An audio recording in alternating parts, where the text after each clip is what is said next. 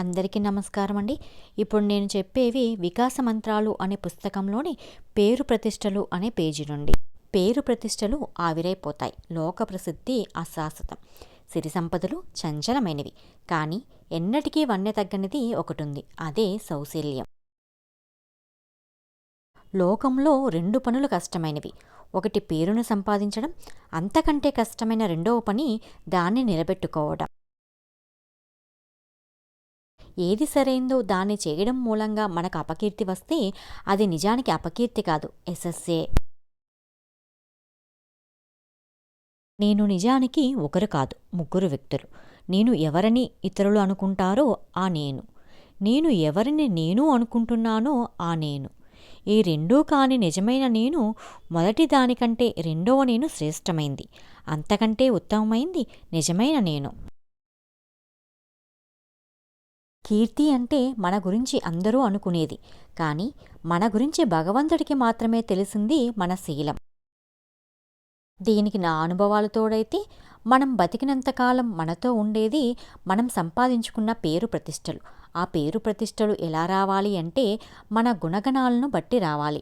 అప్పుడే మనం ఈ లోకంలో లేకపోయినా కొంతకాలం మనం గుర్తుండిపోతాం.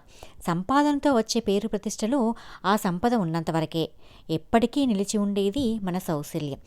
మన నిజస్వరూపం దాచిపెట్టి పేరు కోసం నటన చేస్తే జీవితాంతం నటిస్తూనే ఉండాలి. అలా వచ్చిన పేరును నిలబెట్టుకోవడం కోసం నానా తిప్పలు పడాలి.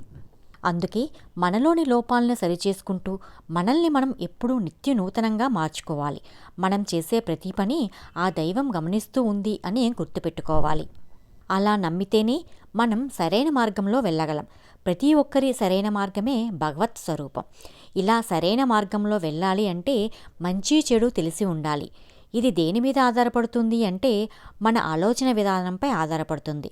మన ఆలోచన విధానం దేనిపైన ఆధారపడుతుంది అంటే మనం పెరిగిన పరిసరాలు, పెంచిన తల్లిదండ్రుల విధానం, మనం సమాజాన్ని చూసే కోణం.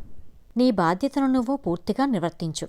జాలి, దయ, కరుణ, సహనం వంటి వాటిని నీ జీవితంలో భాగం చేసుకో. మంచిని ప్రోత్సహించు, చెడుకు అడ్డుతగులు.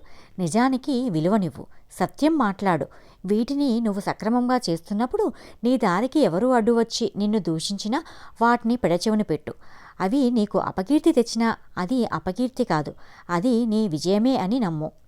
ఇలాంటి మరిన్ని వీడియోస్ కోసం నా ఛానల్ని లైక్ చేయండి, షేర్ చేయండి, సబ్స్క్రైబ్ చేయండి.